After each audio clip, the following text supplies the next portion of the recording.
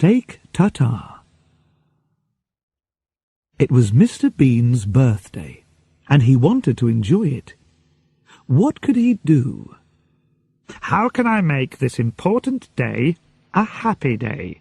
He thought. I know. I'll go out to a restaurant for dinner this evening. I'll enjoy that. Mr. Bean didn't often eat in restaurants. They were sometimes very expensive, and he sometimes did things wrong when he was in a new or strange place. Oh dear, life wasn't easy for Mr. Bean. That evening, Mr. Bean put on a clean shirt. He put on his best coat and trousers. He put on his best shoes. Then he drove to a restaurant in the centre of town. He arrived at 8 o'clock and went inside. It was a very nice restaurant. Everybody was wearing their best clothes, and there were flowers on every table. I'm going to like it here, thought Mr. Bean. This is a good restaurant for my birthday dinner. The manager met him at the door. "Good evening, sir," he said. "How are you? Would you like a table for one?" "Yes, please," said Mr. Bean. "Follow me, sir," said the manager. He walked across the room to a table, and Mr. Bean went after him. "Here you are, sir," said the manager. "This is a nice table." He pulled the chair away from the table. Then he waited for Mr. Bean to sit down. Mr. Bean looked at him. "Why is he taking my chair away?" thought Mr. Bean. "What's he doing?" And he pulled the chair away from the manager and sat down quickly. When the manager went away, Mr. Bean sat quietly for a minute. Then he remembered something. He took a birthday card and an envelope out of his jacket. Next, he took out a pen and wrote, "Happy Birthday, Bean," inside the card. Then he put the card into the envelope and wrote his name on the outside of it. He put it on the table and put his pen back into his jacket. After a minute or two, Mr. Bean pretended to see the card for the first time. "Oh, a card? For me?" he said. He opened the envelope and took out the card. He read it carefully. "Now that's nice," he said. "Somebody remembered my birthday." And he stood the card on his table. The manager arrived with the menu and gave it to Mr. Bean. Mr. Bean started to read it. "Oh dear," he thought. "Everything's very expensive. What can I have?" Mr. Bean got out his money. He had a £10 note and some coins. He put the money onto a plate. "How much have I got?" he said, and he moved the money round on the plate. 10, 11, and 40, 50, 55. £11 and 55 pence. He looked at the menu again. What could he eat for £11.55? The manager came to his table. "Are you ready, sir?" he asked. "Yes," said Mr. Bean. He put his finger on the menu. "I'll have that, please." The manager looked at the menu. "The steak tartare, sir." "Yes, of course." "Yes," said Mr. Bean. "Steak." The manager took the menu and went away. Mr. Bean sat and looked round the restaurant. There were a lot of people in the room. There was a man and a woman at the next table. They ate and talked. Suddenly, a waiter arrived at Mr. Bean's table with a bottle of wine. "Would you like to try the wine, sir?" he said. "Oh, yes, please," said Mr. Bean. The waiter put some wine in Mr. Bean's glass, and Mr. Bean had a drink. It was very nice. He smiled, and the waiter tried to put more wine into the glass. Of course, the waiter was right. First, the customer tries his wine. When he is happy with it, the waiter gives him more wine. But Mr. Bean didn't know this, and he quickly put his hand across the glass. "No, thank you," he said. "I don't drink wine when I'm driving." The waiter looked at him strangely and walked away. He didn't say, "Why did you try the wine when you didn't want it? You stupid man." Mr. Bean took the knife from the table and started to play with it. He pretended to be a bad man. He pretended to push the knife into somebody. But he didn't really want to kill anybody, of course. It was a game. The woman at the next table looked at him angrily, and Mr. Bean quickly moved the knife. Next, he hit the glasses and plate on his table with it. Ping, ping, ping, they went. And after a minute, he played the song Happy Birthday on the glasses. He smiled and thought, "I'm very clever." But the woman at the next table didn't think, "That's clever," or, "Oh yes, that's funny." She thought, "That man's really stupid." And she looked hard at Mr. Bean. Mr. Bean put the knife down and looked at his napkin. "It's a very nice napkin," he thought. The waiter saw Mr. Bean looking at his napkin. He didn't say anything, but suddenly, flick, he opened it for Mr. Bean. "That's clever," thought Mr. Bean. "I'll try that." And he began to move his napkin. Flick, flick, flick. Suddenly, the napkin flew out of his hand. It flew across onto the next table. The woman at the table looked round again, but Mr. Bean pretended not to see her. His face said, "It's not my napkin." A minute later, the waiter arrived with his food. There was a large cover on the plate, and Mr. Bean couldn't see the food. But he gave the waiter the money on the table. Customers don't usually give a waiter money when he arrives with the food, but the waiter didn't say anything. He took the money and put it in his jacket. Mr. Bean was happy. "I'm doing everything right," he thought. The waiter took the cover off the plate and walked away. Mr. Bean looked at the food in front of him. He put his nose near the meat and smelled it. Then he put his ear next to it. "What's this?" he thought. He put some of the meat into his mouth. Suddenly, the manager arrived at his table. "Is everything all right, sir?" he asked. "Are you happy with everything?" Said Mr. Bean. He smiled. The manager smiled too. He walked away, and Mr. Bean's face changed. There was no smile now. "Ah!" he thought. "They didn't cook this meat." But he had to eat it. "I don't want people to think that I'm stupid," he thought, "but I'll never ask for steak tartare again. Never." He pushed his plate away. But then the waiter went past his table. "Is everything all right, sir?" he asked. "Oh, yes," said Mr. Bean.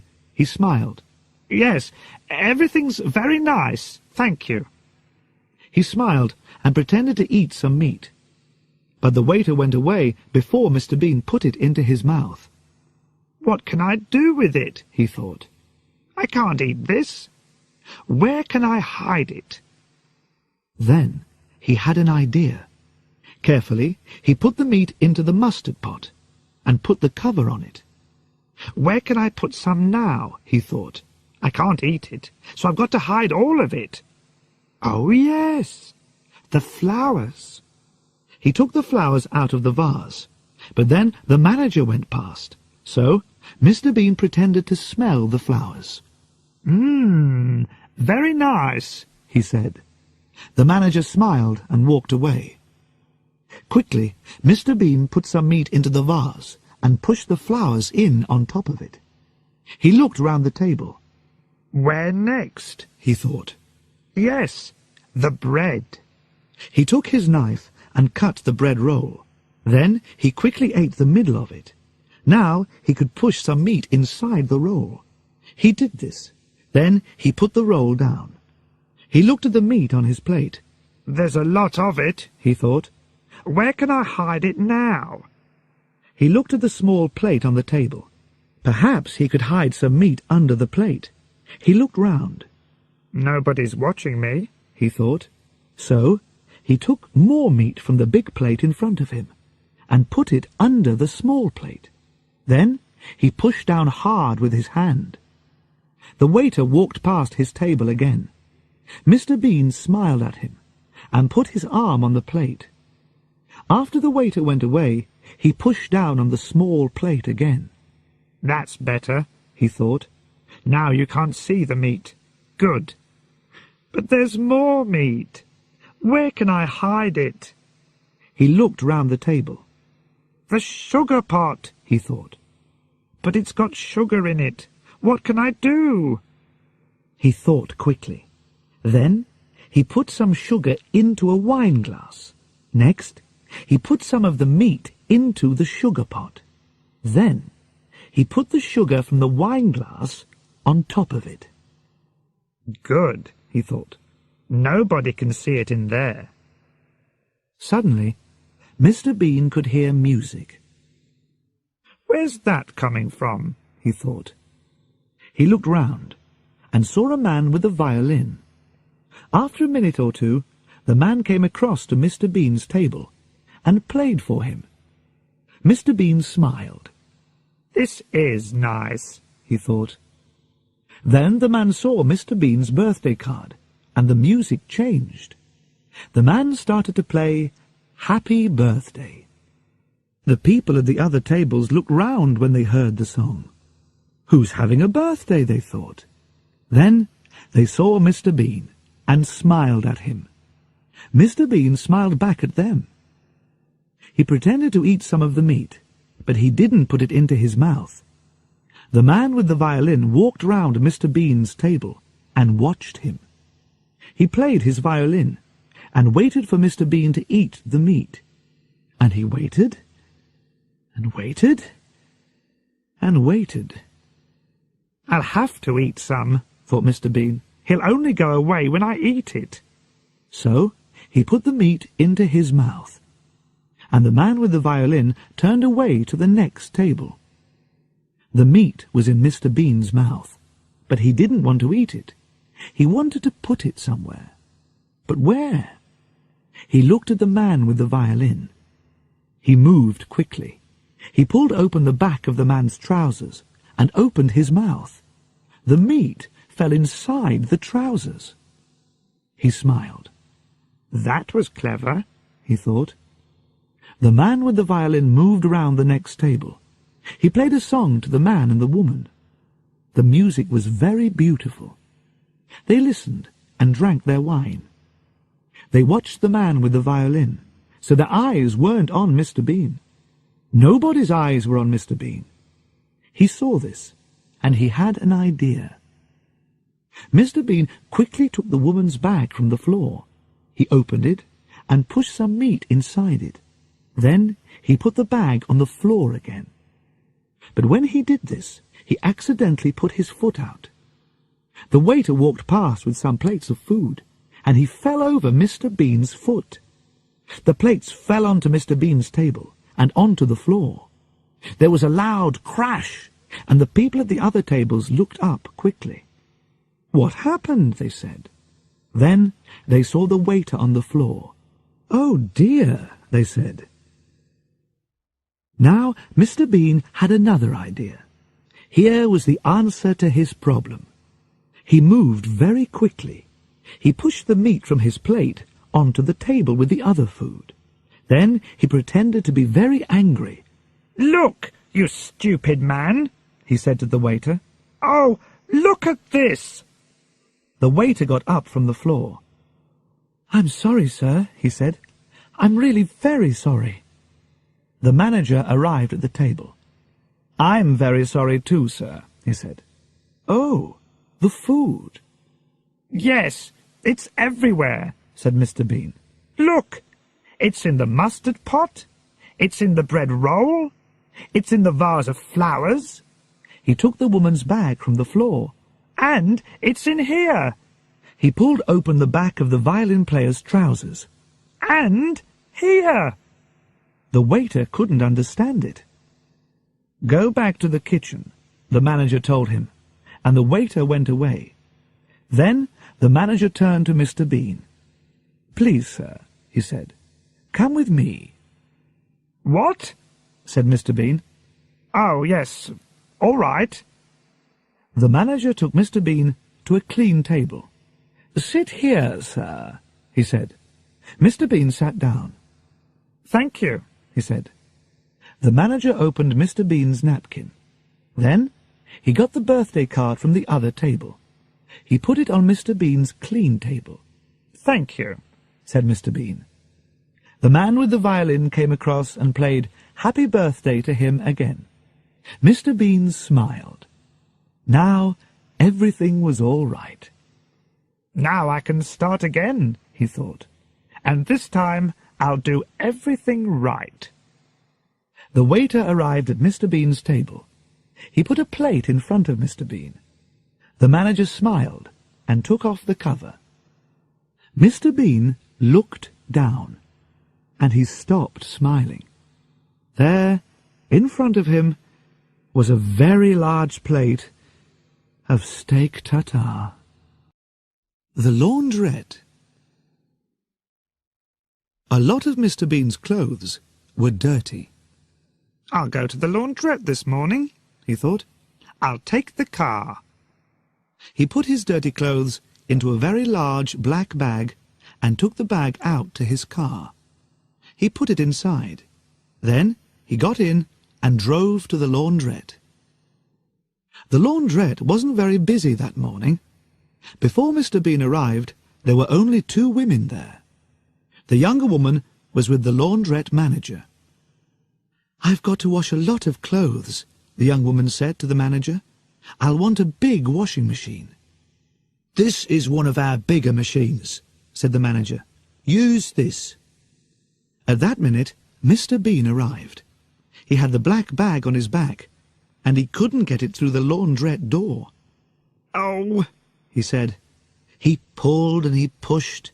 He pushed and he pulled. In the end, he got the bag inside. He took it across to one of the washing machines. "Money," he thought. "I want 2 one-pound coins for the washing machine." He took 2 one-pound coins out of his jacket and put them on the top of the machine. But then Mr. Bean saw a note above the washing machine. Machines now cost £3. "Oh, no," thought Mr. Bean. "Have I got another one-pound coin?" He looked in his jacket and his trousers, but he could only find a 5-pence coin. He put this on top of the washing machine. Then Mr. Bean remembered something. He did have another 1-pound coin. But he looked round. The young woman was next to the big washing machine. Mr. Bean saw her putting some clothes into it. The laundrette manager was busy in his little office. "Nobody's watching me," thought Mr. Bean. "Good." He opened the front of his trousers. Then he started to pull out some string. The young woman turned suddenly and saw Mr. Bean pulling the string out of his trousers. "What is that man doing?" she thought. Mr. Bean saw her looking and turned away quickly. But now the older woman looked at him. Her eyes opened wide. "That's a strange man," the woman thought. "He's got string inside his trousers." On the end of the string was some paper, and inside the paper was a 1-pound coin. Mr. Bean smiled. He took the coin out of the paper and put it on the top of the washing machine. Then he put the 5-pence coin back into his jacket. Next, he opened the washing machine. A man came into the laundrette with a bag of dirty clothes under his arm. He was young and strong. When he saw Mr. Bean, he smiled. But it wasn't a nice smile. He didn't say hello or good morning. He pushed Mr. Bean away from the washing machine. "What?" began Mr. Bean. Then the young man pushed Mr. Bean's 1-pound coins onto the next machine. Mr. Bean was angry.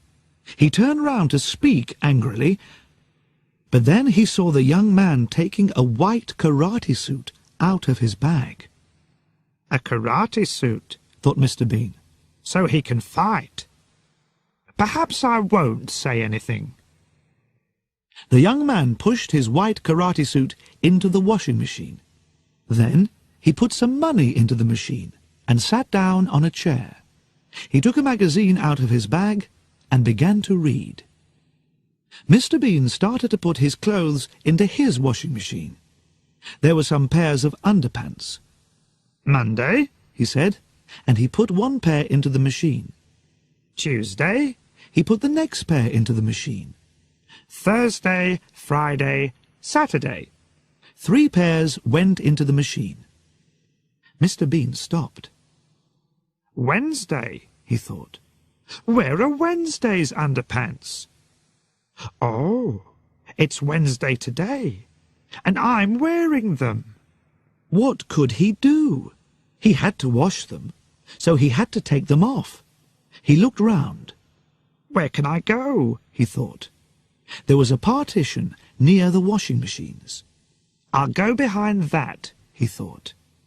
He started to walk to the partition, but the young man put his legs across the floor. He wanted to make Mr. Bean angry. But Mr. Bean remembered the karate suit. The man could fight. He walked round the young man's legs and said nothing. He went behind the partition and carefully took off his brown trousers. The young woman put some of her clothes into one of the very big washing machines. The other clothes were on the top of a smaller machine near the partition. She didn't watch her clothes very carefully. She didn't see Mr. Bean put a hand round the partition, and she didn't see him put his brown trousers down with her clothes. Mr. Bean took off his underpants, Wednesday's underpants. Then he put his hand round the partition. He took something, but it wasn't his brown trousers. It was a long brown skirt. Mr. Bean put on the skirt and came out from behind the partition. He walked back to his washing machine. The young woman took the brown trousers from the top of the smaller washing machine. She didn't look at them. She put them into the big machine. Next, she shut the door of the machine and took a magazine. Then she sat down on a chair near the dryers and started to read. She had her back to Mr. Bean, so she didn't see him wearing her skirt. Mr. Bean put his Wednesday underpants into his washing machine. Then he closed the door and put in his 3 one-pound coins. He sat down on a chair and saw the skirt. Oh no, he thought. What's this? A skirt? Where are my trousers? The young man walked past him, and Mr. Bean tried to hide the skirt with his hands. I don't want him to see me in this skirt, he thought. What would he think? The young man went across to a machine on the wall and bought a cup of conditioner. Mr. Bean got up and went back to the partition. He looked at the washing machine next to it and remembered the young woman's clothes. She put my trousers in the big washing machine with her things, he thought. He went across to the big washing machine and tried to open it, but he couldn't do it. I'll have to wait, he thought, and he walked back to his chair. The young man put his cup of conditioner on the top of his washing machine. Then he looked at Mr. Bean and saw the skirt. He started to laugh. Mr. Bean looked away quickly. He got his black bag, and a pair of underpants fell out of it. Oh, Sunday's underpants, he said. He tried to stop his washing machine and open the door, but the machine didn't stop. What can I do? He thought. He looked down at the skirt. I know. I'll wear Sunday's underpants under this skirt. That's a good idea. He looked round, then went across to the conditioner machine, away from the other people. Carefully, he started to put on Sunday's underpants. He put his feet into them, and suddenly he couldn't pull them up. He couldn't move them. There was a strange foot on them. It was the young man's foot. Mr. Bean turned round and saw the young man laughing at him. Mr. Bean wanted to shout, "Go away, you stupid man!" but he was too afraid. After a minute, the young man laughed again and went back to his chair. Mr. Bean quickly pulled up Sunday's underpants. He was angry. "I don't like people laughing at me," he thought, and he looked at the young man. "What can I do to him? I can't fight him. He's too strong." Then he had an idea. There was a coffee machine next to the machine for conditioner. Mr. Bean went across to it and got a cup of black coffee. He smiled and walked back to his washing machine with the coffee. The young man's eyes were on his magazine. He didn't look at Mr. Bean or the washing machine. "Now," thought Mr. Bean, and he quickly changed the young man's cup of conditioner for his cup of black coffee. Then he carried the cup of conditioner to his chair and sat down. He smiled. "That will teach him a lesson," he thought. After a minute, the young man stood up and went to his machine. He had to put the conditioner into it now. He stood next to the machine and laughed at Mr. Bean's skirt. So he didn't look at the cup when he put the conditioner into the top of his washing machine. But of course, it wasn't conditioner. It was black coffee. Mr. Bean tried not to laugh. The young man sat down in his chair again and looked across at his washing machine.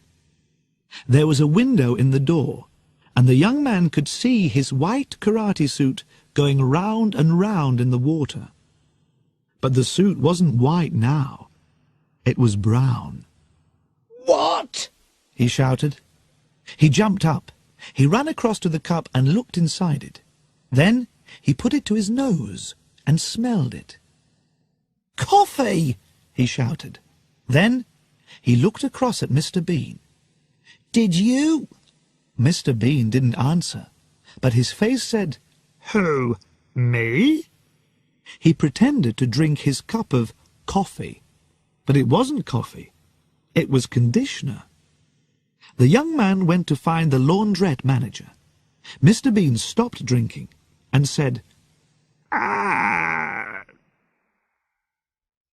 The young man showed the brown karate suit to the laundrette manager. "What's wrong, sir?" said the manager. "This karate suit was white when I came in here," said the young man. "Now look at it." "What did you do to it?" said the manager. "Me? I didn't do anything to it," said the young man angrily. He pulled the manager across to his washing machine. "This is your machine, is that right?" Yes," said the manager. The young man showed him the karate suit again. "This cost me £200, he said. "What are you going to do about it?" Will you come to my office, please, sir?" said the manager. "We can talk about it there." Mr. Bean sat opposite a large dryer.